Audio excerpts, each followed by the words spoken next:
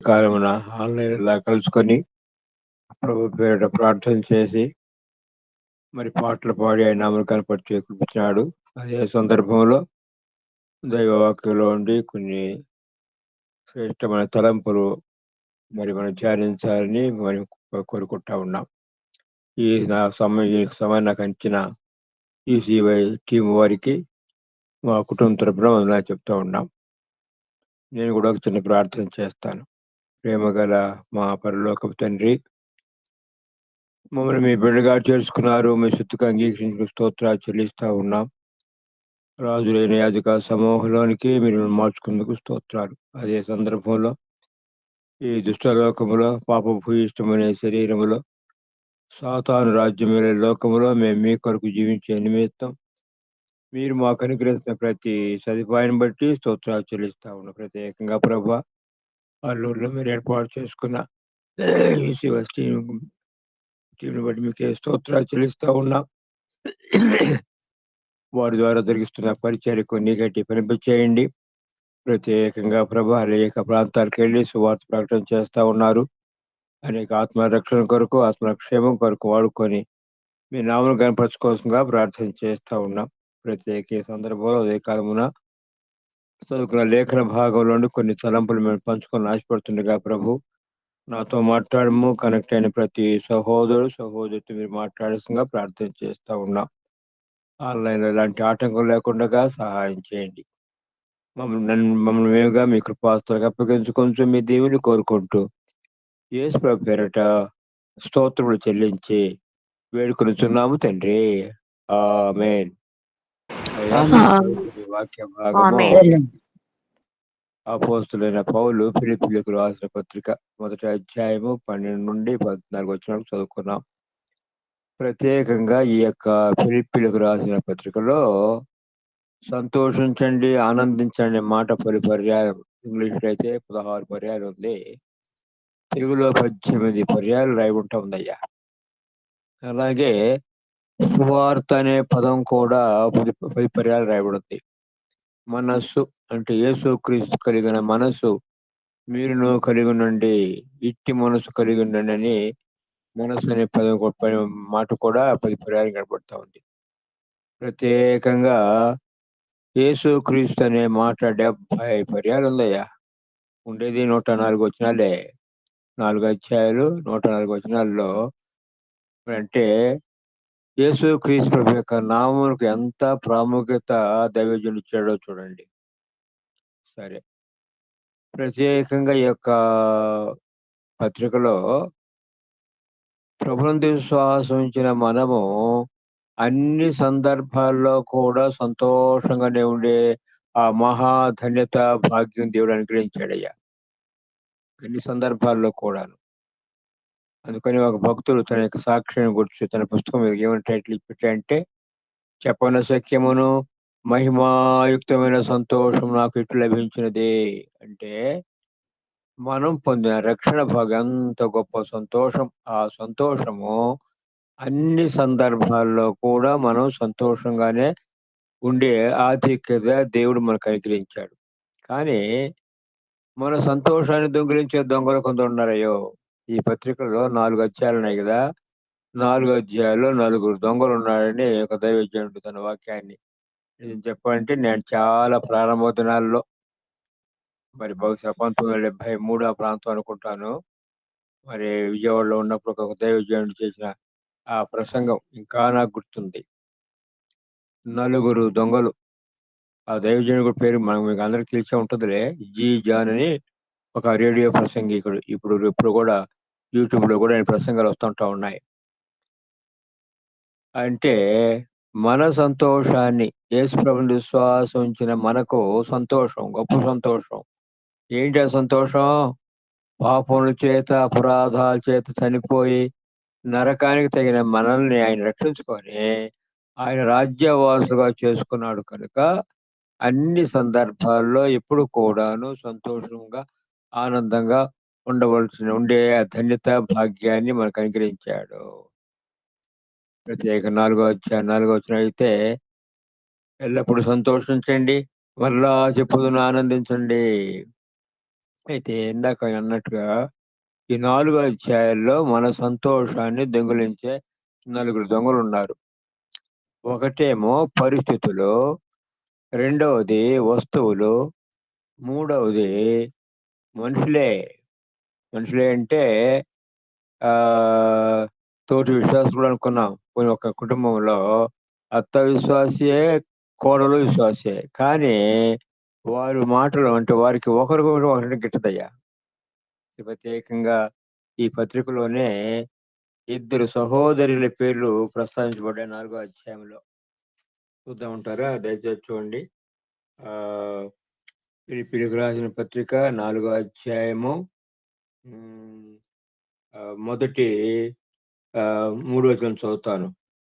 కావున నేనపేక్షించు నా ప్రియ సహోదరులారా, నా ఆనందమును, నా కిరీటమునయున్న నా ప్రియులారా, ఇట్లు ప్రభువునందు స్థిరులయుండుడి.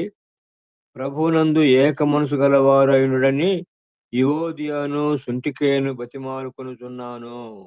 అవును, నిజమైన సహకారి ఆ స్త్రీలు క్లెమెంతుతోనూ, నా ఇతర సహకారులతోనూ సువార్త పనిలో నాతో కూడా ప్రయాసపడిన వారు గనుక వారికి సహాయము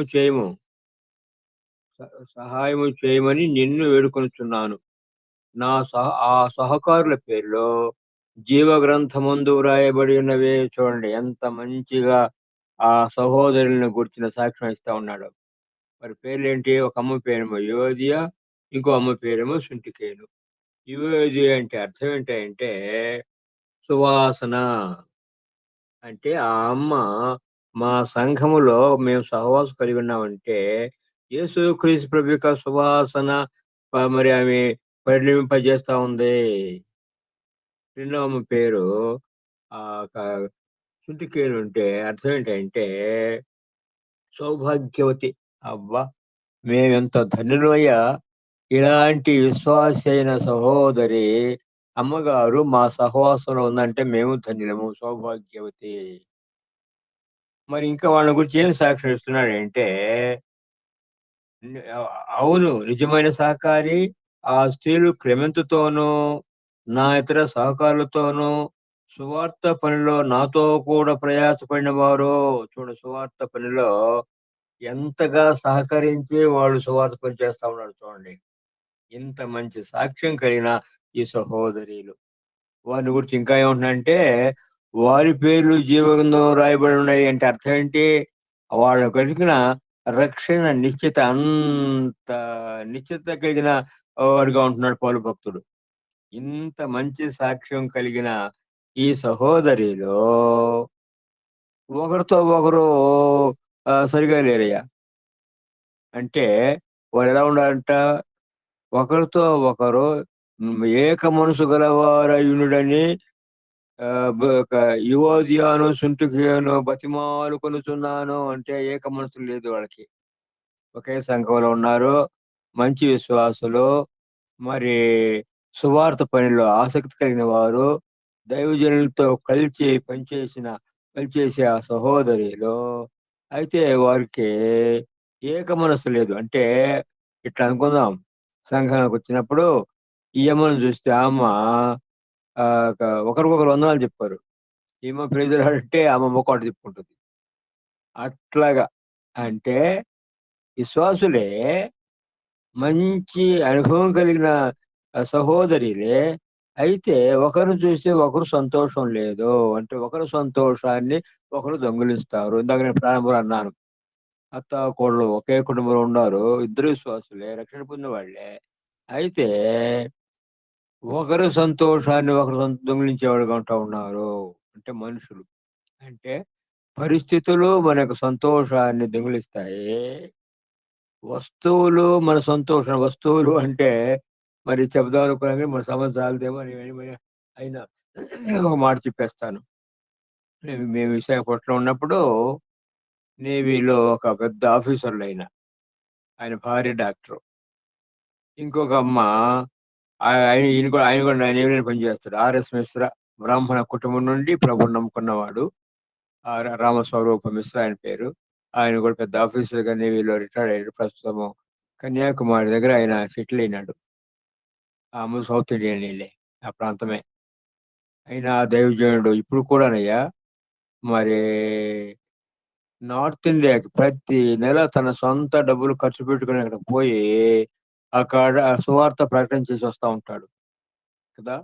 ఆఫీసరు, అందులో బ్రాహ్మణ కుటుంబం నుంచి ప్రభువుని నమ్ముకున్న వ్యక్తి కనుక, ఆయన సాక్ష్యం ద్వారా అనేకులు ప్రభువుందు విశ్వాసం ఉంచి రక్షణలోకి రావాలనేది ఆయన ప్రయాస. ఆయన భార్య గూడా డిఫెన్స్‌లో జాబ్ చేస్తా ఉండింది. వివాహం అయిన తర్వాత కొంతకాలం తర్వాత ఈ మిస్సె గారు ఏమన్నారంటే, "అమ్మా ఎందుకులే మరిద్దరు ఉద్యోగం చేసేది. మరి కుటుంబ బాధ్యతలు చూసుకోవాలి గదా! నువ్వు వద్దులే నువ్వు రిజైన్ చేసేయి" అని చెప్పాడు. రిజైన్ చేసిందమ్మ. వీళ్ళిద్దరూ ఇందాక నేను చెప్పాను చూడండి పెద్ద ఆఫీసర్ అని ఇప్పుడు బెంగుళూరులో ఉండారు. ఆయనేమో పెద్ద ఆఫీసరు. ఆ అమ్మ డాక్టరు. మరి వాళ్ళ ఇంటికెళ్లారు. హౌస్ విజిటింగ్‌కి వెళ్ళారు. వెళ్ళిన తర్వాత ఆ ఇంట్లో ఉన్న ఆ ఫర్నిచరు, వస్తువులు అవన్నీ చూసి ఈ అమ్మ హృదయంలో ఒక విధమైన దిగులు. ఒక ఒక ఏమిటి నేను కూడా ఉద్యోగం చేస్తూ ఉంటే ఈ యొక్క విశ్వాసుల కుటుంబాలు ఉన్న రీతిగా మేము కూడా మంచి ఫర్నిచర్ కలిగి ఉండేవాళ్ళం కదా! అని చింతొచ్చింది. అయితే దేవుని కృపను బట్టి అతను తీసేసుకుందిలే. దేవుడు మరి ఆ కుటుంబాన్ని ఎంతగా దీవించాడంటే అబ్బో! వాడికిద్దరు కుమారులు, కుమార్తె. అంతగా నేను సర్వసాధారణంగా అంటా ఉంటానయ్యా. యేసయ్యని నమ్ముకుంటే 2 లాభాలు. ఏంటి పరలోకం ఇచ్చినాడు. అదే సందర్భంలో భూ సంబంధమైన ఆశీర్వాదాలు కూడా మనకు ఆయన అనుగ్రహిస్తాడు. సరేలే. మరి మనకిట్లాగా వస్తువులు మనుషుల యొక్క సంతోషం, విశ్వాసుల యొక్క సంతోషాన్ని దొంగిలిస్తాయి. పరిస్థితులు, వస్తువులు, మనుషులు. అసలైన దొంగున్నాడు ఇదే 4 అధ్యాయంలో. ఆ దొంగకి ఆ దైవజనుడు ఏమని పేరు పెట్టాడంటే గజ దొంగ అని పేరు పెట్టినాడు. అంటే చెరుకులో చేదు ఒక ఒక ఒక మొలిచిందనుకోండి. ఆ చెరుకులో ఉండే తీపినంతటిని తినేస్తదది. అట్లాగూ ఈ గుజిదంగా విశ్వాసంలో ఉండే హృదయంలో ఉండే ఆ సంతోషాలన్నిటి పూర్తిగా దొంగిలించేస్తాడు. ఎవరయ్యా దొంగంటే వరి, చింత. చింత అనే దొంగ విశ్వాసకుడిని మరొకసారి చెప్తానయ్యా. ప్రభువునందు విశ్వాసించిన మనము అన్ని పరిస్థితుల్లో ఎల్లప్పుడూ కూడాను సంతోషంగా, ఆనందంగా ఉండే ఆ మహా కృపా భాగ్యాన్ని దేవుడు మనకు అనుగ్రహించినాడు. అన్ని పరిస్థితులంటే మరి లాజరు ధనవంతునికి సాదృశ్యాన్ని తీసుకున్నాం. లాజరుకి ఏమి ఇప్పటికే ప్రభువునందు విశ్వాసం ఉంచినవాడు రక్షణ పొందినవాడు వ్యక్తి సాదృశ్యం వ్యక్తేనయ్యా. ఆ పరిస్థితుల్లో కూడా సువార్త ప్రకటించేసాడాయన. సువార్త ప్రకటన చేసి ఎట్ట తెలుసా అంటారేమో. మరి ఆ ధనవంతుడు అబ్రాహామును బ్రతిమిలాడుకున్నప్పుడు, "అయ్యా! నాకింకా 5గురు సహోదరులున్నారు. వాళ్ళన్నా ఈ యొక్క యాతనకరమైన స్థలానికి రాకుండా ఉంటారు. ఈ లాజరును పంపించయ్య" అని బ్రతిమిలాడుకుంటే ప్రభు ఏమన్నాడు అబ్రాహాం ఏమన్నాడంటే, "అయ్యా! వీలుకుతన్నాడు." అంటే అర్థం ఏంటి? జీవించిన దినాల్లో ఈ లాజరు ఆ ధనవంతుడికి సువార్త ప్రకటన చేసినాడు. అంటే ఆ లాజరు అష్టదరిద్రుడు. అష్టదరిద్రుడంటే ఆఖరికి అడుక్కొని తినేదానికి కూడా అతనికి మరి ఒక హ్మ్. ఆరోగ్యం లేదయ్యా. పోనీ సమయానికి ఎవరన్నా కాస్త వాళ్ళ బంధువులు ఆహారం, నీళ్లు తీసుకొచ్చి ఇస్తారంటే అది కూడా లేదు. అయినా సరే అలాంటి పరిస్థితుల్లో కూడాను అతడు సువార్త ప్రకటన చేసినాడంటే ఎంత సంతోషం ఆయనకి అందులో సంతోషం అండి. ఇటు ఒక మాట అంటాను చెప్పి మనం వాక్య భాగానికొచ్చేస్తాం. మరి అన్ని సందర్భాల్లో మరి ధనవంతుడుగా గుంపులుగా మనుషులు ఆయనతో ఆయనతో కూడా పోతా వస్తా ఉంటారు. ఒకవేళ ఒంటరిగా పోతున్నాడనుకో లేకపోతే "ఏమయ్యా లాజరు ఎట్లా ఉన్నావంటే" "అయ్యా దేవుని మహాకృపను బట్టి బాగున్నాను. మీ అన్నం తిని మీ పెట్టిన భోజనం పెడితే సంతోషిస్తా ఉన్నాను. అయ్యా ఒక చిన్న విషయం ఏంటి దేవుడు మిమ్మల్ని ఎంతగానో దీవించాడు. ఈ భూలోకంలోనే కాదయ్యా పరలోకంలో కూడా మీరు మెక్కి గొప్ప ధనవంతుడుగా ఉన్నతమైన స్థితిలో ఉండాలని ప్రభు కోరుకుంటా ఉన్నాడయ్యా. ఆయన నమ్మండి" అనంటే ఆ ధనవంతుడా వీడు చెప్పొచ్చాడు. ఈ ఇక దరిద్రుడు అని దరిద్రుడిని తోసిచ్చినాడు. అట్లాగా లాజర్ లాంటి పరిస్థితుల్లో ఉన్న విశ్వాసి కూడాను ఎల్లప్పుడూ సంతోషంగా ఉండే మహాకృపా భాగ్యాన్ని దేవుడు అనుగ్రహించాడు. అయితే ఆ సంతోషాన్ని దొంగిలించే దొంగల్లో నాలుగో దొంగ ఎవరంటే వర్రి. అందుకనే దేవుని వాక్యం ఏం చెప్తుందంటే, మీరు చింతపడకండి. దేని గురించి చింతపడొద్దు. నాలుగోది మరొకసారి జ్ఞాపకం చేస్తున్నాను. ఇదే నాలుగో అధ్యాయం, నాలుగో వచనంలో. ఎల్లప్పుడూ ఆనందించుడి. మరలా చెప్పుదును ఆనందించండి. పేతురు భక్తుడు తన పత్రికలో ఆయన ఏమంటున్నాడంటే, మిమ్మల్ని గూర్చి ఆయన చింతిస్తున్నాడు కనుక, మీ చింత యావత్తు ఆయన మీద వేసి మీరు నిశ్చింతగా ఉండండి. ఇది మన అభ్యాసం చేసుకోవాలయ్యా. విశ్వాసులంగా మనము చేయవలసిన పనుల్లో ఒక పని ఏంటి అంటే, అన్ని పరిస్థితుల్లో కూడా సంతోషం అంటే కారణం ఏంటంటే, సర్లే అన్ని పరిస్థితులంటే, ఇప్పుడు లాజర్‌ని మనం జ్ఞాపకం చేసుకున్నాముగా. మరి ఆహ్, అట్లాంటి కష్టాలు, శ్రమలు వస్తే కూడాను, కష్టాలు, శ్రమలంటే సాధారణమైన విశ్వాసకు రావులయ్యా. శ్రేష్టమైన భక్తులకి, యోబు లాంటి మహా విశ్వాసకులైన భక్తులకొస్తాయి. ఎందుకొస్తాయి అంటే, యేసు ప్రభువుని నమ్మినందుకు. ఇందాక ప్రారంభంలో ఏమన్నాను? పరలోకం మనకిచ్చేశాడు. అదే సందర్భంలో భూసమైన ఆశీర్వాదాలు కూడా మనకు అనుగ్రహిస్తాడు. తప్పక ఇస్తాడు. దానికి మన జీవితాలే సాక్ష్యం. ఎట్లాగా దీవించినాడంటే, పోనీలే మా సొంత గ్రామం గోగులపల్లి విషయం చెప్తాను. అబ్బో!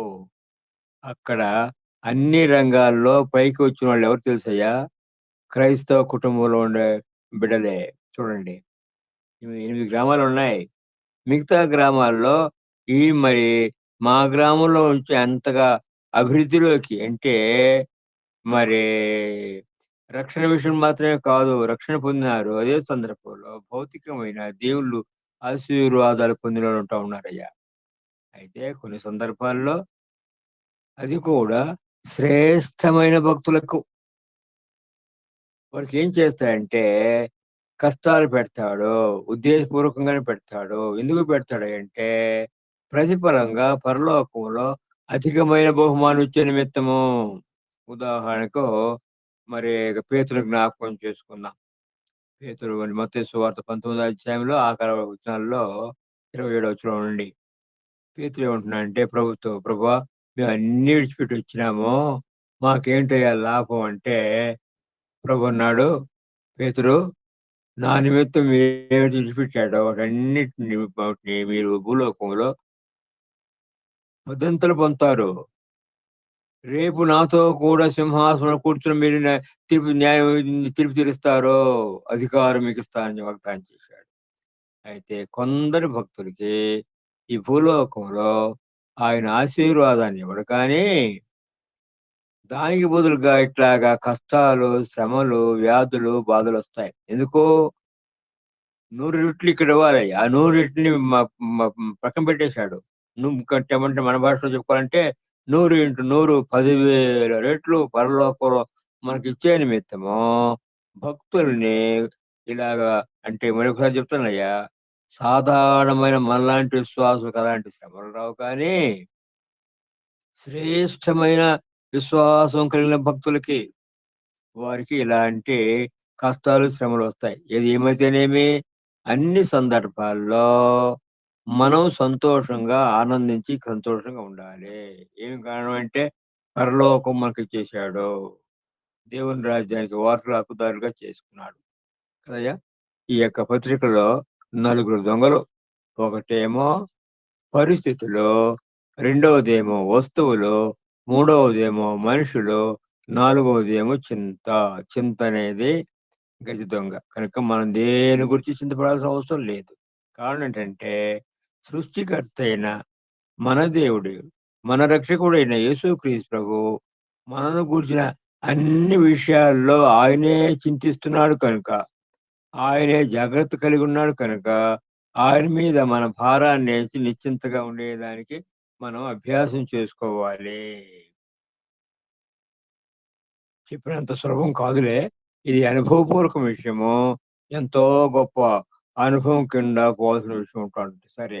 మనం చదువుకునే ఈ వాక్య భాగంలో పౌలు భక్తుడు ఏమంటున్నాడంటే, నాకు సంభవించినవి సువార్త మరి ఎక్కువగా ప్రబలమటుకే సంభవించినవే. ఆయన బంధకులో ఉన్నాడు. నా బంధకములు సహోదరులారా, నాకు సంభవించినవి సువార్త మరి ఎక్కువగా ప్రబలముటికే సమకూడునని మీరు తెలుసుకొని కోరుచున్నాను. ఏలైనగా నా బంధకములు క్రీస్తు నిమిత్తమే కలిగొని ప్రేతోర్యమును శ్రేణులోని వారికి అందరికిని తక్కిన వారికి అందరికిని స్పష్టమాయను. చూడండి, నాకు సంభవించిన ఏం సంభవించిన ఆయనకి చెరసాలలో ఉన్నాడు. దేని నిమిత్తము? దేవుని వాక్యం నిమిత్తము, సువార్త నిమిత్తము, యేసుక్రీస్తు ప్రభు యొక్క నామము నిమిత్తము ఆయన ఖైదీగా ఉన్నాడయ్యా. ఖైదీగా జైల్లో ఉన్నాడన్న పనిలో కూడాను నాకు ఒక దైవజనుడు జ్ఞాపకొస్తా ఉంటాడు. చాలా సంవత్సరాల క్రితంలే. పురుం బ్రాండ్ అని ఆయన యూదుడు, ప్రభువుని నమ్ముకొని రక్షణ పొందిన వ్యక్తి. మరి రుమేనియా దేశంలో అబ్బో! భయంకరమైన శ్రమలు పొందినారులే. వాళ్ళు ఇండియా కూడా వచ్చారు.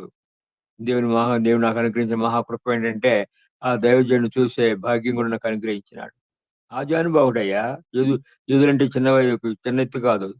బాగా 6 అడుగుల కంటే ఇంకా ఎక్కువుంటాడు. ఆ దైవజనుడిని 4 అడుగులుండే మరి గదిలో జైల్‌లో ఏస్తే ఎట్టా ఉంటదయ్యా? పండుకొని నిద్రపోగలడా? కష్టం. అట్లాగా ఈయన్ని బందీగా పెట్టేశారు. ఎక్కడ? జైల్‌లో. జైల్‌లో బందీగా పెడితే అలాంటి పరిస్థితి. మరి ఈ పౌలు భక్తుడికి అంతకన్నా కష్టమనా ఇంకా మరి ఇబ్బందులు పెట్టినారో ఏమో మనకు తెలీదు. ఆ జైల్లో ఉంటే కూడాను ఏమిటంటే, నాకు సంభవించినవి సువార్త మరి ఎక్కువగా ప్రబలముటకే నాకు జరిగినవి సంభవించాయి. ఎట్లాగట? ఈ విషయము బాగా క్రీస్తు నిమిత్తమే కలిగినవని ప్రేతోర్యమైన శ్రేణులకందరికిని, తక్కిన వారికందరికిని స్పష్టమాయెను.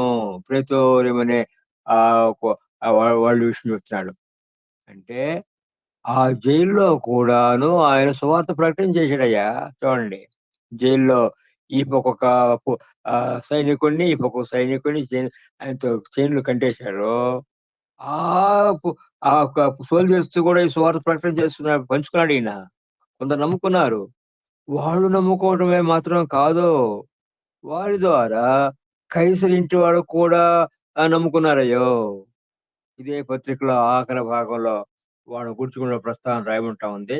ఆ విషయాన్ని కూడా మీ గమనానికి తీసుకొస్తాను. దయచేసి చూడండి. ఫిలిప్పీయులకు రాసిన పత్రిక 4 అధ్యాయము ఆహ్, 21 వచనం చదువుతాను. ప్రతి పరిశుద్ధునికి క్రీస్తు యేసునందు వందనము చెప్పుడి. నాతో కూడా ఉన్న సహోదరులందరూ మీకు వందనం చెప్పుచున్నారు. పరిశుద్ధులందరును ముఖ్యముగా కైసరింటి వారిలో ఉన్న పరిశుద్ధులను మీకు వందనం చెప్పుచున్నారు. ముఖ్యముగా కైసరింటి వారిలో ఉన్న పరిశుద్ధులు అంటే కైసరి ఇంటి వరకు కూడా సువార్త పోయిందయ్యో! చూడండి. అంటే ఇక్కడ మనం నేర్చుకునే పాఠం ఏంటంటే, మరి పౌలు భక్తుడు చెరసాలలో, ఖైదీలో మరి పరిస్థితులు సరిగ్గా లేకపోతే కూడాను, అలాంటి పరిస్థితుల్లో కూడా ఆయన సువార్త ప్రకటన చేయటము, సువార్త చెప్పటము ఆయన మానలేదయ్యా. చూడండి. నాకు సంభవించినవి సువార్త మరి ఎక్కువగా ప్రబలమటుకే సంభవించినవి. అందుకని మనము ఈ దినాల్లో ఆఖరా దినాల్లో ఉంటున్న మన యొక్క పనంతా ఏంటంటే, రక్షణ పొందిన మనము నీతిలో, భక్తిలో, పరిశుద్ధతలో ఎదిగి వర్ధిల్లాలి. అదే సందర్భంలో అనేక ఆత్మల రక్షణ కొరకు మనం ప్రయాసపడాలయ్యా. సమయం అనకుండా. ఎందుకు ఈ మాట అంటున్నానంటే, విశ్వాస కుటుంబాల్లో కూడా ఇంకా రక్షణ లేని వారు ఉన్నారయ్యా. మరి ఇంతకుముందు అంటే మేము సరేలే ఇప్పుడు ప్రస్తుతం హైదరాబాద్‌లో ఉంటా ఉన్నాము. హైదరాబాద్‌లో స్థానిక సంఘంలో కూడా కుటుంబాలున్నాయి. భార్యాభర్తలు రక్షణ పొందారు. పిల్లలు రక్షణ పొందల. భార్య రక్షణ పొందిన కానీ భర్త రక్షణ పొందల. అలాగే ఇప్పుడు చూడండి. అంటే విశ్వాస కుటుంబాల్లో ఉండేవాళ్ళే రక్షణ పొందకపోతే ఇంకా అన్య జనాంగం ఎలా రక్షణ పొందుతారయ్యా? కనుక వారి కొరకు మనం ప్రయాస పడవలసిన సమయం అనకుండా, అసమయమున కూడా సువార్త ప్రకటన చేయాల్సిన బాధ్యత మన మీద ఉంటా ఉంది. మరొకసారి జ్ఞాపకం చేస్తున్నానయ్యా. ఆఖరా దినాల్లో ఉంటున్నాం మనము. ఆఖరా దినాలు అంటే మరి యేసుక్రీస్తు ప్రభు యొక్క రాకడ సమీపించిన దినాల్లో లోకం యొక్క పరిస్థితులు మనకు జ్ఞాపకం చేయబడుతున్నాయిగా. లోకం యొక్క పరిస్థితి. ఏంటి మరి విజయవాడలోను, ఖమ్మంలో జరిగిన సంభవం అని మనకు మనకు తెలుసు. మణిపూర్ లాంటి పరిస్థితి ప్రాంతాల్లో మరొకసారి అలాంటి దుర్ఘటనలు జరుగుతున్నాయా? జరిగినాయ్యా? చూడండి. ఉక్రెయిన్ యుద్ధాన్ని, గాజా యుద్ధాన్ని ఇవన్నీ మనకు జ్ఞాపకం చేయబడతా ఉన్నాయి. ఇవన్నీ కూడా దేనికి జ్ఞాపకం చేస్తున్నాయంటే, యేసయ్య రాకడ చాలా సమీపంగా ఉందని మనకు జ్ఞాపకం చేయబడుతుంది. సరే అదే సందర్భంలో మరి సువార్త కూడా చాలా ప్రబలంగా, గంభీరంగా జరుగుతా ఉందయ్యా. పోయిన సంవత్సరం డిసెంబర్ నుంచి కూడాను అబ్బో! పలు ప్రాంతాల్లో మన ఆంధ్రాలో మాత్రమే కాదు, నార్త్ ఆంధ్రాలో మాత్రమే కాదు, తెలంగాణ మాత్రమే కాదు, అన్ని ప్రాంతాల్లో సౌత్ ఇండియాలోను, నార్త్ ఇండియాలో కూడాను ఎంతో గంభీరంగా సువార్త ప్రకటన చేయబడతా ఉంది. ఎందుకు? అనేక ఆత్మల రక్షణ పొందాలని దేవుని యొక్క మహా గొప్ప సంకల్పం. కనుక ఆఖరా దినాల్లో ఉంటా ఉన్న విశ్వాసులమైన మన మీద ప్రభువు మోపిన భారం ఏంటంటే రక్షణ పొందిన మనము అంటే రక్షణ పొందిన వాడేదో రక్షింపబడినట్టు అగ్నిలోంచి లాగబడినట్టు రక్షింపబడటం కాదు గానీ, మరి అనేకమైన కిరీటాలు ధరించుకొని రాజు టీవీతో ఆయన సన్నిధిలో ప్రవేశించిన ప్రాంతాన్ని కోరుకుంటా ఉన్నాడయ్యా. అని మరొకసారి చెప్తున్నాను. యేసుక్రీస్తు ప్రభుతో కూడా సమానమైన ఆ మహిమలోకి వర్ధిల్లాలని ప్రభు కోరుకుంటా ఉన్నాడు. రెండో విషయం ఏంటంటే సువార్త ప్రకటన చేయాలి. ఈ సందర్భంలో అక్కడ ఒక వాక్యాన్ని చదువుకొని మనం ఉంచుకున్నాం. దయచేసి చూడండి. అపోస్తలుడైన పౌలు తిమోతికి రాసిన రెండవ పత్రిక 4 అధ్యాయము మొదటి నుంచి చదువుకోవాలి కానీ, మరి కాస్త సమయాన్ని బట్టి నేను 5 వచనం నుంచే చదువుతాను. అపోస్తలుడైన పౌలు తిమోతికి రాసిన రెండవ పత్రిక 4 అధ్యాయము 5 వచనం నుండి. అయితే నీవు అన్ని విషయముల్లో మితముగా ఉండుము, శ్రమపడము, సువార్తికుని పని చేయము. నీ పరిచర్యను సంపూర్ణముగా జరిగించుము. నేనిప్పుడే పానార్పణముగా పోయబడుతున్నాను. నేను వెడలిపోవచ్చు కాలము సమీపమై ఉన్నది. మంచి పోరాటం పోరాడి తిని, నా పరుగు కడముట్టించితిని, విశ్వాసమును కాపాడుకొంటిని. ఇక మీదట నా కొరకు నీతి కిరీటం ఉంచబడినది. ఆ దినమందు నీతిగల న్యాయాధిపతి అయిన ప్రభు అది నాకును విశ్వాసు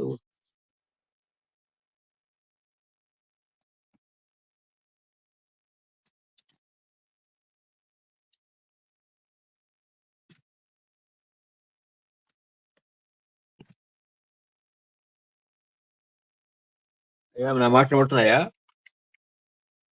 అయ్యా? వినబడుతుంది కదా! కనుక అంటే అపోస్తలుడైన పౌలు తిమోతికి ఇచ్చిన సలహా ఏమంటున్నాడంటే, మరి నీవు సమయమనకుండా మరొకసారి చదువుతున్నా 5వ వచనాన్ని. మరి అయితే నీవు అన్ని విషయములలో మితముగా ఉండుము, శ్రమపడుము, సువార్తికుని పని చేయుము. నీ పరిచర్యను సంపూర్ణముగా జరిగించుము అని చెప్తూ తన గురించిన విషయం కూడా చెప్పి సాక్షి చెప్పుకుంటాడు. నేనిప్పుడే ప్రాణార్పణముగా పోయబడుతున్నాను. నేను వెడలిపోవు కాలము సమీపించి ఉన్నది. మంచి పోరాటం పోరాడితిని, నా పొరుగు కడముట్టించితిని. విశ్వాసము కాపాడుకొంటిని. ఇక మీదట నా కొరకు నీతి కిరీటం ఉంచబడి ఉన్నది. ఆ దినమందు నీతిగల న్యాయాధిపతి అయిన ప్రభువు అది నాకును, నాకు మాత్రమే కాకుండా తన ప్రత్యక్షతను అపేక్షించే వారందరికిని అనుగ్రహింపబడును. కాబట్టి ఈ విషయాన్ని మనం జ్ఞాపకం పెట్టుకున్నాం. కనుక కిరీటాలు గుర్తున్న విషయం ఇందాకైనా మరి మ ప్రస్తావిస్తూ మరి అగ్నిలో నుంచి లాగబడినట్టనే మరి మాట చెప్పానుగా. అదే విషయాన్ని కొరింథీయులకు రాసిన పత్రిక మొదటి పత్రిక 3వ అధ్యాయము 9వ వచనం నుండి 15 వచనం చూసినట్లయితే అక్కడ మనకు భవనాలు నిర్మాణం చేయబడుతున్నాయ్యా. పరలోకంలో యేసుక్రీస్తు ప్రభు దేవుని యొక్క కుడిపారిన కూర్చొని చేసే పనిలో ఒక పనేంటంటే మనకు ఆయన భవనాలు నిర్మాణం చేస్తున్నాడు. ఇదిగో నేను మీ కొరకు స్థలం సిద్ధపరచ వెళ్తా ఉన్నాను. నిండే స్థలంలో మీరు కూడా ఉండేలాగున మేము తీసుకోకపోతామని ప్రభు వాగ్దానం చేశాడు. తెలుగులో అయితే స్థలం అని ఉంది గానీ, ఇంగ్లీష్‌లో అయితే మ్యాన్షన్స్ అంటే భవనాలు. ఆ భవనాలు ఎట్లాగా నిర్మాణం చేయబడతాయి? మనం ఏ వస్తువైతే పంపిస్తామో బంగారం పంపిస్తే బంగారంతోను, వెండి పంపిస్తే వెండి, విడగల రాళ్ళు పంపిస్తే విడగల రాళ్ళు కడతాడయ్యో! అలాంటి భవనాలు నిర్మాణం చేస్తా ఉన్నాడు ప్రభు. ఆ నిర్మాణాలు మరి అయితే కొందరవైతే కర్ర, గడ్డి, కొయ్యకాలు. అంటే గడ్డి, కొయ్యక అంటే రేపు అగ్ని చేత పరీక్ష చేయబడతాయి. అయి కాలిపోతాయి. బహుమానమేం పొందరు. అట్లాంటి జీవితాన్ని జీవించకూడదని దేవుని యొక్క ఉద్దేశ్యం. మనమందరం కూడాను రేపు యేసుక్రీస్తు ప్రభుతో కూడా ఆయన యొక్క వెయ్యేండ్ల పరిపాలనలో ఆయనకు రాజులకు రాజుగా, ప్రభువులకు ప్రభువుగా ఆయన రాజ్యమేలబోతా ఉన్నాడో, ఆయనతో కూడా మనం రాజులుగా ఉండాలని కోరుకుంటా ఉన్నాడు. ఓ సహోదరుడు 10 పట్టణాల మీద, ఇంకో సహోదరుడు 5 పట్టణాల మీద ఇలాగా మనం పొందే ఆ భవనం మీద ఆధారపడి ఉంటుంది. మనం పొందే కిరీటాలు ఇక్కడ కిరీటం చెప్తున్నాడు. నా కొరకు నీతి కిరీటము. ప్రత్యేకంగా కొత్త నిబంధనలో 5 కిరీటాలు చెప్పబడతా ఉన్నాయి. ఒక కిరీటము అంటే సరే. మరి ఆత్మల రక్షణ కొరకు మనం ఎంతగా ప్రయాసపడతామో, ఎన్ని ఆత్మలైతే మనం సంపాదించామో, దాన్ని బట్టి రేపు ఆయన మనకు బహుమానం ఇవ్వబోతా ఉన్నాడో, ఆ బహుమానాన్ని బట్టి మనం సంపాదించుకొని, యేసుక్రీస్తు యొక్క వెయ్యేండ్ల పరిపాలనలో మనం ఆయనతో కూడా ఉన్నతమైన స్థానంలో ఉండాలని ప్రభువు కోరుకుంటా ఉన్నాడు.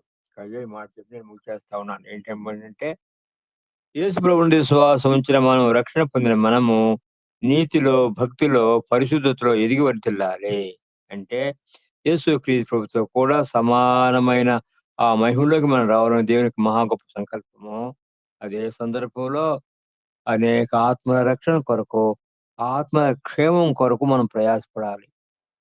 సమయం అనకుండా, అసమయం అనకుండా ప్రయాసపడి మరి మన ఈ మిగిలిన ఈ కొంచెం జీవితం, మిగిలిన కొంచెం జీవితం అంటున్నంటే ఎందుకా మాట అంటున్నా అంటే, పూర్వ దినాల్లో అయితే దైవజనులు ఈరోజో, రేపో అనేవాళ్ళు. కానీ మనమైతే ఈ మాట్లాడే సందర్భంలోనో, ఈ రాత్రికే యేసయ్య రావచ్చని భూలోకంలో సంభవాలు కనపడతా ఉన్నాయ్యా. వాటిని జ్ఞాపకం పెట్టుకొని ఏ రీతిగా ప్రభు మనతో మాట్లాడినాడో, ఆ రీతిగా మన హృదయాలను నిమనపరుచుకొని, ఆయనకు సమర్పించుకొని, ముందుకు సాగిపోవాలనేది దేవుని యొక్క మహా గొప్ప సంకల్పం. ప్రభు ఈ మాటలను మన కొరకు దీవించును గాక. అయ్యా అందరికీ వందనాలు.